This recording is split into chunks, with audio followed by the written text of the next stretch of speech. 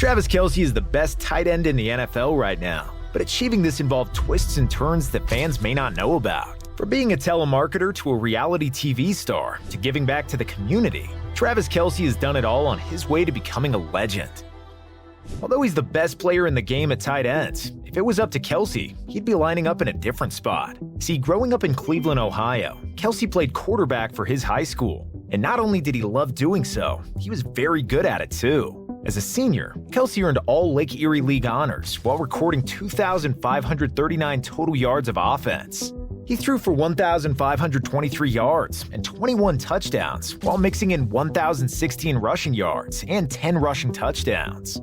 Having thrived in high school playing QB, Kelce wanted to continue playing the position in college for the University of Cincinnati, and getting to play QB was actually part of Cincy's recruiting pitch to Kelce. After redshirting as a freshman for the Bearcats, Kelce became the team's Wildcat quarterback. That season, he was used primarily in practice, and in actual games only recorded 8 rushes for 47 yards and 2 touchdowns without attempting a pass. But in practice, Kelce was making a name for himself at QB. A former Cincinnati wide receiver said, "It was all Travis's world. Whatever he wanted to do back there. What he did was crazy, but it worked because we all trusted his athleticism." While Kelce's redshirt sophomore campaign was supposed to be his time to show the rest of the college football world his skills, he never got the chance to do so, and he only had himself to blame for that.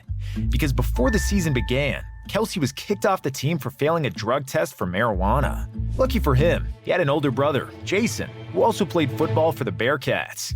Jason went to bat for his younger bro and begged the school and coaching staff to give Travis another chance. As a senior, Jason was an established and respected member of the team, so he was promising everyone that he would personally look after Travis and get him back on the right path. And Jason didn't take this promise lightly, as he put a second bed in his room so that Travis would have to sleep by him and stay out of trouble.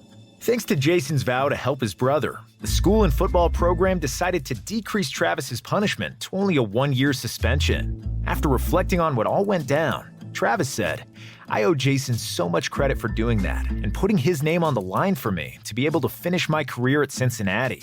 It was something that I cherish so much, it's hard to explain to people, to be honest." But during his time away from the football team, Travis was desperate to find something to occupy himself and put some money in his pockets.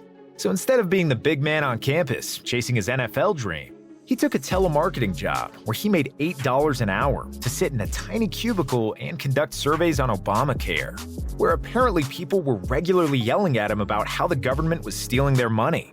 It was an experience that often left Kelce feeling depressed and was quite the wake-up call for him. Kelce said, "All I had been doing is playing outside, playing sports my entire life. I had never sat down and tried to earn a living like that. That's not to hit on anybody's 9 to 5. That's just not for me." Kelce was right that a 9 to 5 wasn't for him, because in 2013, he was drafted by the Chiefs in the 3rd round with the 63rd pick. But Travis was not the first Kelce to hear his name called at the draft, as 2 years earlier during the 2011 draft, Jason received the honor. With the 191st overall pick in the 6th round, the Eagles took Jason. And he has thrived at the center position for Philly from the moment they drafted him, becoming the first rookie in franchise history to start all 16 games at center. From there, Jason has only further established himself as a beloved figure to Eagles fans. He played an integral role in 2018 when the Birds won their first ever Super Bowl. That season was part of an absolutely dominant stretch by Jason, who was named a first-team All-Pro in 4 out of 5 seasons from 2017 to 2021. He has also made the Pro Bowl 5 times during his career. Not only did Jason set the standard for how Travis should carry himself in college, but he did it again at the next level. And Travis did follow in Jason's footsteps in the NFL, establishing himself as one of the league's next young stars. But he also became famous for an entirely separate reason from football. See, in 2016, he starred in a dating show on E! Called Catching Kelce. The show was essentially a sports version of The Bachelor, as 50 eligible women from around the country tried to win over the tight end's heart. It began with each woman having 60 seconds to make a memorable first impression on Kelce, who then narrowed the group down to 20. After that, Kelce decided each week who would stay and go, while cycling through different types of dates. By the end of it, Kelce wound up with a woman by the name of Maya Benberry. However, there was no fairy tale ending in store for Kelce and Benberry, who just a few months after the show's finale aired, announced their split.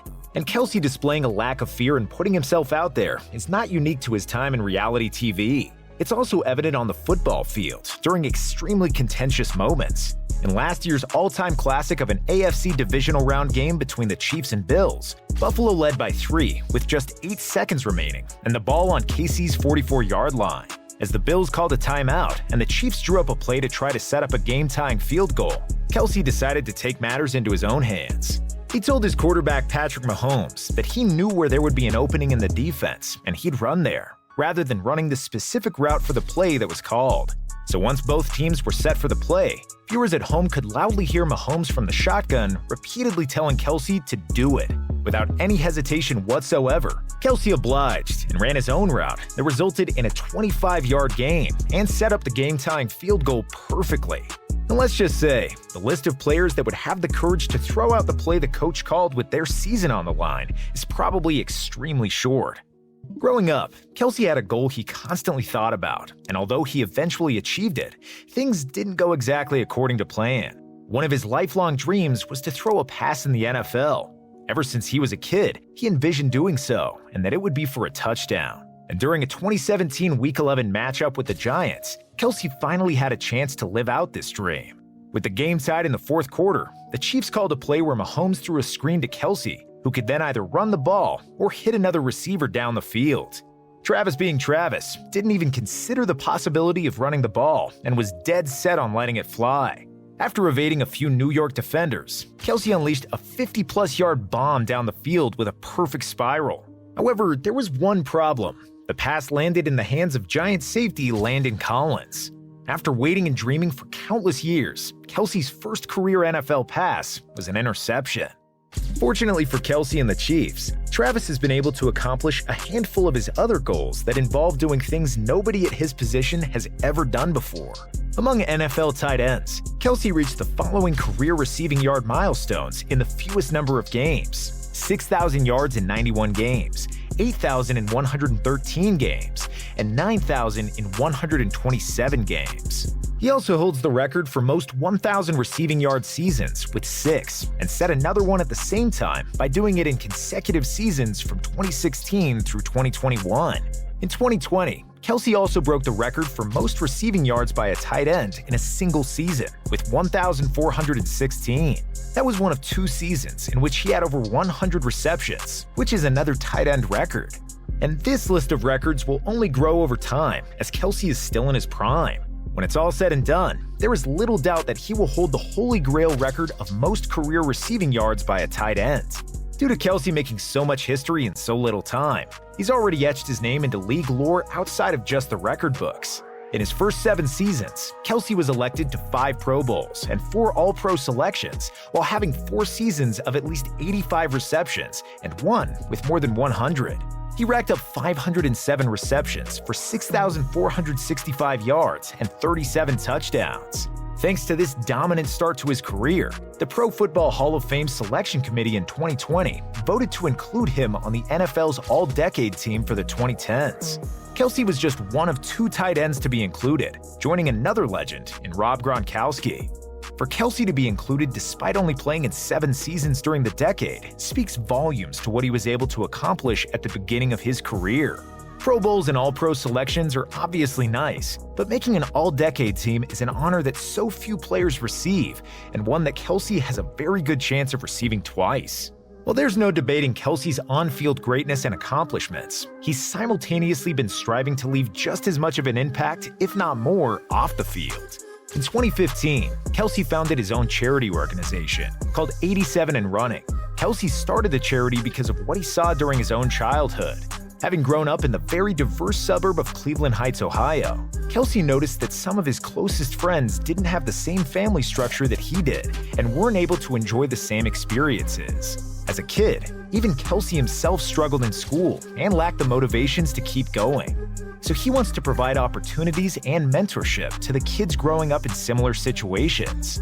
Through fundraising and initiatives, the organization aims to give these kids a chance to succeed in life. It focuses on supporting and educating them in various subjects, such as education, business, athletics, STEM, and the arts.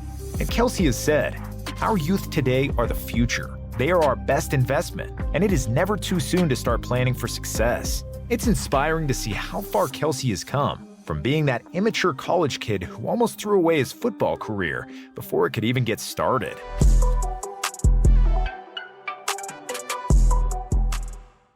Thank you for being part of the ShifferShubs family. Don't miss out. Hit that subscribe button and ring the bell. Your support means